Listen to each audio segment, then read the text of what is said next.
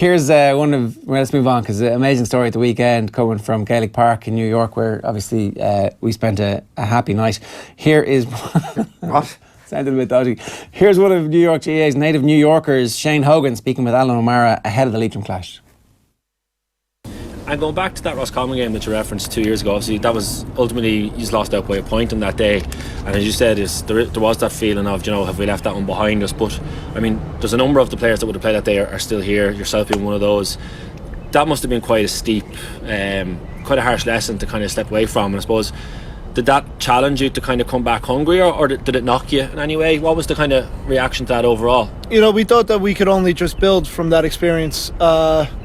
You get so close to beating a team like that, and then you could see with all the write-ups for last year's game before the Sligo that we were confident, we were excited, we were ready to go, and it's not. I'd say it probably woke up the teams in Ireland a bit more now that come out here, because usually, like, especially when I first started, they saw New York as just this is just a game, you got a bit of a vacation, go out, have some fun. But now they have to take it that bit extra serious, because you don't want to be that team now that drops it.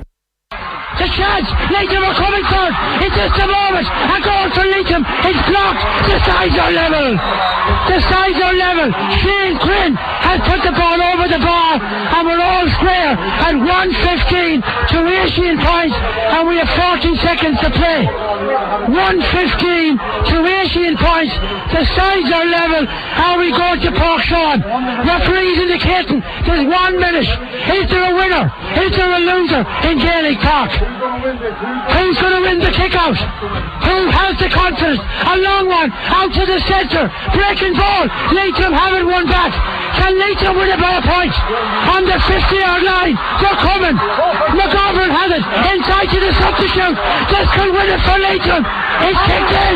Leitrim leads. Leitrim have taken the lead in Gaelic Park in New York. And that was it. That was New York's Dance with Destiny.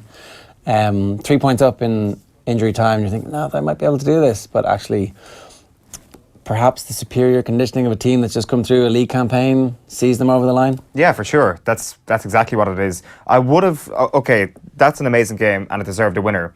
We could easily have been sitting here after a draw, after extra time, saying to ourselves, the GAA have made a complete mess of this. New York now need to fly to Leitrim to fulfil a replay. Like, what the hell was that about? Like, Donncha Boyle had it yesterday in his piece. He tweeted about it as well on Saturday. The fact that this game was going to a replay were there not to be a winner from Leitrim on Saturday or on Sunday night. That is insane. But anyway, we're not having that conversation because we did have a winner, and it's going to be hard pressed. We're going to be hard pressed to find a game that lives up to that sort of excitement near the end of the summer. And it completely supports this whole idea of like, oh, the lesser teams, don't you dare kick us out of the championship. How can you have moments like that? And it's like, well, you have a moment like that because you're playing a team on a similar level to yourself, and potentially you could have more of those sort of moments later in the summer were there to be a different sort of championship structure, because that could be, that's it now for Leitrim. Like, Roscommon are a Division 1 team. Like, I could be completely wrong. I hope I'm completely wrong, and I hope it's a tight game, but there is every chance that humongously massive moment for Leitrim GAA might kind of fade into a little bit of irrelevance over the next couple of weeks. Not that it is irrelevant. It's a huge championship win for them on foreign soil. 5% of the population of Leitrim are there. So in a microcosm, it's a huge thing. But my point is, we're going to get a lot of these amazing wins from lesser counties over the course of the summer, and ultimately in a competitive sense, how important are they? Without I hate to be a dick about it, like immediately in the immediate aftermath of the game, but... Too late. Tell me, what does this mean for New York? Should they have more games in the championship? Without question, I think. I mean, is it too much of an ask to put them into the National League? I mean, what would we have to do? Too expensive, yeah. Too expensive. So they would have to play a couple of games, maybe within a week, maybe get 3 games, do a week-long trip to Ireland and get a weekend, midweek, weekend trio of games. Yeah. It would be brilliant, but chances are it's going to snow again and none of the games will happen. It would just be classic, look, what is the backup plan? Okay, Willie Hegarty is on the line, fresh off the plane from New York to Shannon. Willie, good morning to you. How you doing? Good morning, lads. We're doing good. We're doing good. We're still adjusting to the time zone, lads. So bear with me, please. I'd say you're jet lagged to hell. Tell us a little bit about the environment, the occasion, and just how close it was. Well, I mean, how close it was. I mean, Leitrim more than 4 minutes of becoming the first Connacht team to be beaten by New York in the championship. in extra time with 4 minutes left. New York were 3 points up and had the tiger by the tail. And as the famous Republic of Ireland manager Giovanni Trapattoni once said, the cat's in the bag, but it wasn't. The cat came out of the bag, and Leitrim got through by the skin of their teeth in an extraordinary contest. And people will say that the real GA Championship starts next weekend, or this coming Sunday. Galway Mayo in Elwood McHale Park. The All-Ireland final, September the 2nd. This game will be a distant memory. It'll be, like yesterday's fish and chips. It'll be in the bin, but it shouldn't be. I mean, it was just an extraordinary event. It was one I was privileged and delighted to be at. And it summed up, I think, what the GA is all about. 4,500, 5,000 people packed into Gaelic Park. Some people even turned away at the gate. And two teams just went at it hammer and tongs. And you had New York looking to create history, and you had Leitrim trying to avoid history for the wrong reasons. And what we got was a really, really intriguing, a wrestle arm of a contest that, went almost 100 minutes. Willie, is this the best New York team you've seen in the Connacht Championship? I've been over 5 times. I've seen, they've had some good teams in the past. Probably individual players of good ability, but I think collectively, and I think they would have earmarked this one from the last 6 or 7 months as the potential banana skin for the team that was coming out. So I think in that reason, I think if New York were playing Galway and Mayo last Sunday, I don't think some of the players who are playing for New York would probably have put as much effort into it as they did. They've seen this as their opportunity, and in fairness, other years they would have fallen with a furlong to go. Their tongues would be out, and they'd have given 60 brave minutes, and they'd have fallen by the sword. But they kept going, they kept plugging away, but then you have to admire Leitrim, a young Leitrim team. 3 or 4 times were on their knees, gasping for breath, and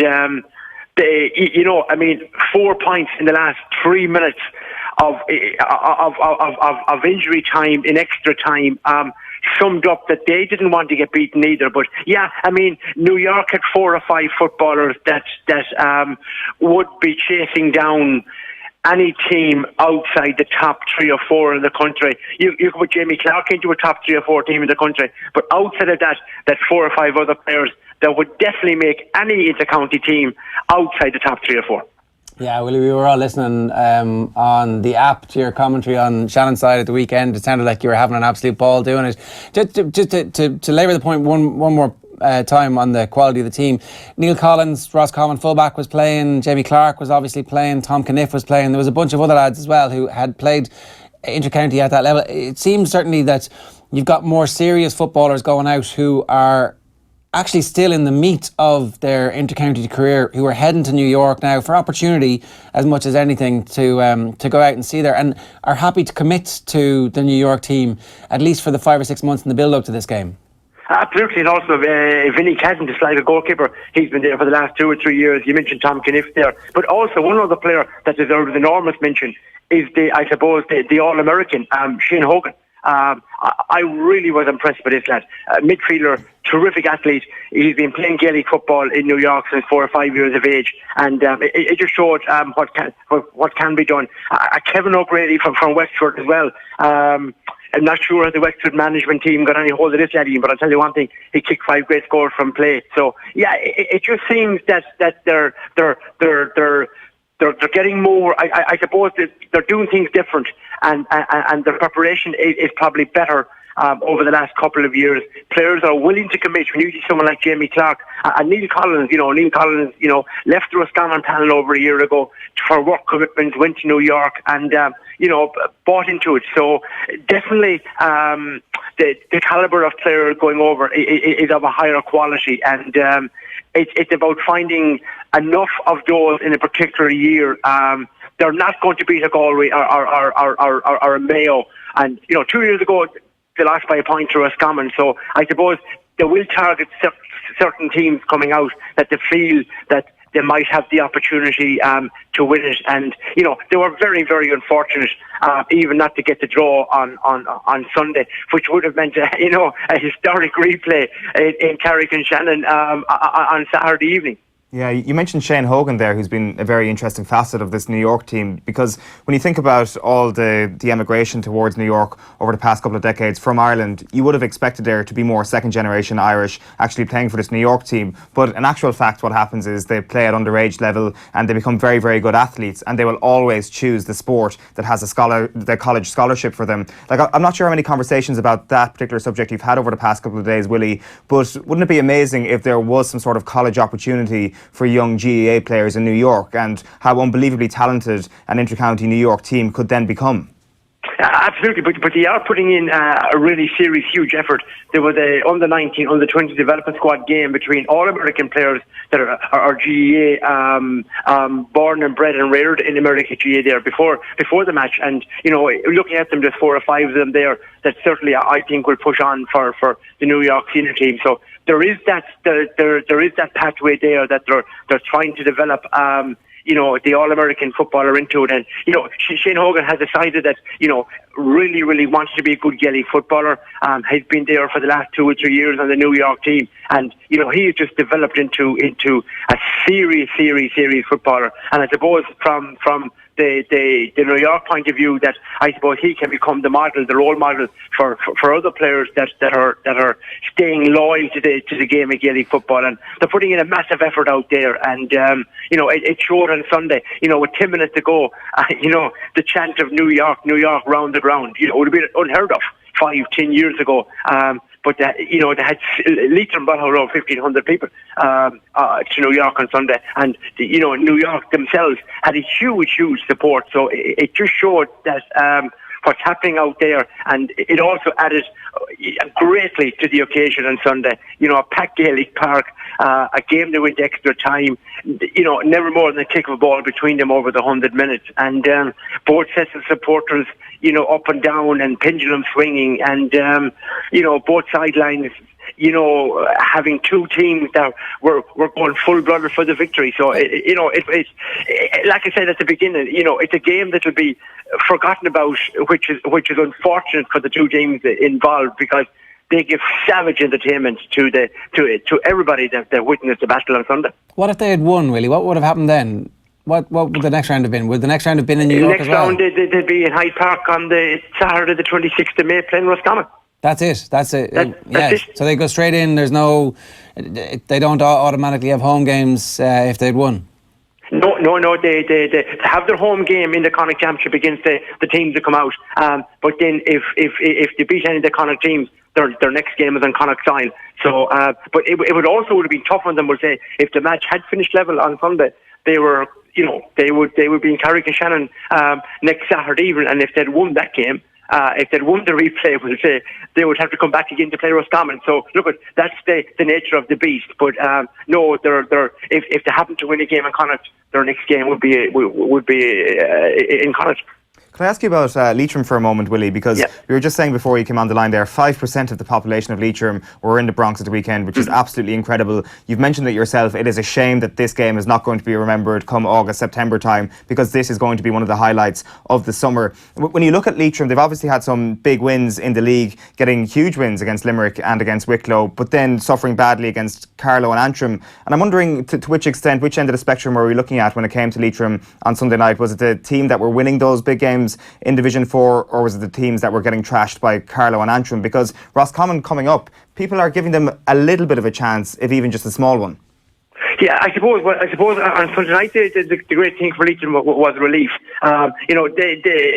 They came out under a lot of pressure, in fairness to them. A young team, and Billy Guckin, the manager, in fairness to him, has stood by them, and he has just got a young team together. And I was talking to them after the game on Sunday evening, and a lovely young group of players. But we were also saying that it would have been absolutely devastating for them, a young team, if they were to be remembered as the first Connacht team to lose to New York. To carry that baggage around with them, it would. I think it would absolutely have floored Leitrim football. But I suppose, in fairness, their opening 2 or 3 league matches were against the 3 best teams in Division 4.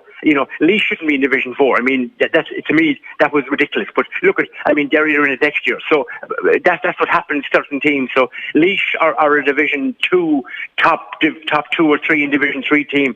Carlow have made massive strides over the last 18 months. So them two were the obvious choices to come out of Division 4 this year.